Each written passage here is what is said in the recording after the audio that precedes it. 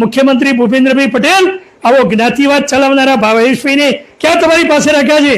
એમને કશી અક્કલ ખબર પડતી નથી કે ટીડીઓ સનદ ન બનાવી શકે પ્રાઇવેટ પ્રોપર્ટીની, અને મને ગોળ ગોળ ફેરવામાં આવે છે.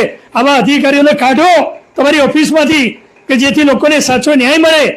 ગામ વાંકાનેર, તાલુકો ભિલોડા અને જિલ્લા અરવલ્લીનો એક એવો કેસ એ છે સમગ્ર ભારત દેશમાં આવું ક્યાંય બન્યું નહીં હોય. વાત એમ છે કે જાગીરી પરવાના 1953-54 મામલતદારના ખરાઈ કરેલા, બે વખત ખરાઈ કર્યા, અને છતાંય એક સિનિયર સિટીઝન બાયપાસનું ઓપરેશન કરેલું એ બહાર રહે. ગામના તલાટી, ગામના સરપંચ અને ટીડીઓ આ ત્રણે ભેગા મળીને પ્રાઇવેટ પ્રોપર્ટી એક કચરાભાઈ પૂજાભાઈ પ્રજાપતિ એના જ પરવાનામાં લખ્યું છે કે બારી ઉત્તર દિશામાં આ ભાઈનો પરવાનો છે, મતલબ સાફ છે, છતાંય જાહેર હરાજી થઈ જાય, પેલા ભાઈના નામે સનદ બની જાય. હવે સનદનો કાયદો એવો છે કે સરકારી જમીન હોય, ખરાબાની હોય, પડતર હોય તો જ સનદ કલેક્ટરની મંજૂરીથી ટીડીઓ બનાવી શકે. આ પ્રાઇવેટ પ્રોપર્ટી છે, જેના નામે સનદ બનાવી એના પરવાનામાં લખ્યું છે કે મારી જ પૂર્વ દિશામાં આ વ્યક્તિનો પરવાનો છે, તો સાહેબ કેવી રીતે હરાજી થાય, કેવી રીતે સનદ બને?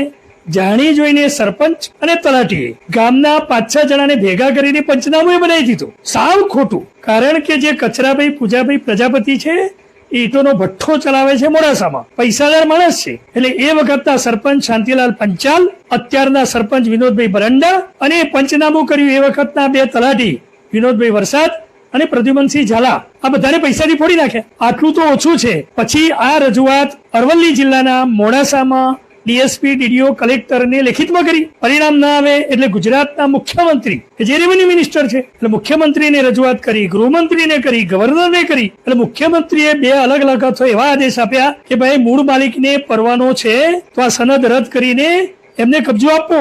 છતાં ન માન્યા. એટલે અરવલ્લી જિલ્લાના મુખ્ય મથક મોડાસામાં સ્વાગત ઓનલાઈન કાર્યક્રમમાં હાજર રહીને કલેક્ટરે એવો આદેશ આપ્યો કે આ સનદ 10 દિવસમાં રદ કરો અને 30 દિવસમાં મૂળ માલિકને કબજો સોંપો. આ ઓર્ડર નહીં 2.5 વર્ષ થઈ ગયા, મુખ્યમંત્રીના ઓર્ડર ને 4 વર્ષ થઈ ગયા. હવે પોલીસ સ્ટેશને ફરિયાદ પીઆઈને કરી, પરિણામ નહીં.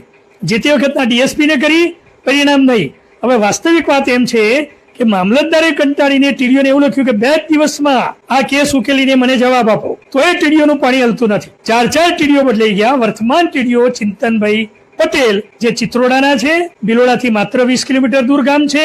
હવે ત્યારબાદ રેવન્યુ સેક્રેટરી આદરણીય જયંતિ રવિજી, પંચાયત સચિવ મિલિંદ તોરવણે, વિકાસ કમિશનર એ ખોયા સાહેબ હિતેશ ખોયા, અને એડિશનલ વિકાસ કમિશનર ગૌરવ દહિયા, આ બધાને રૂબરૂ મળવામાં આવે, બધાને લેખિતમાં ફરિયાદ કરવામાં આવે.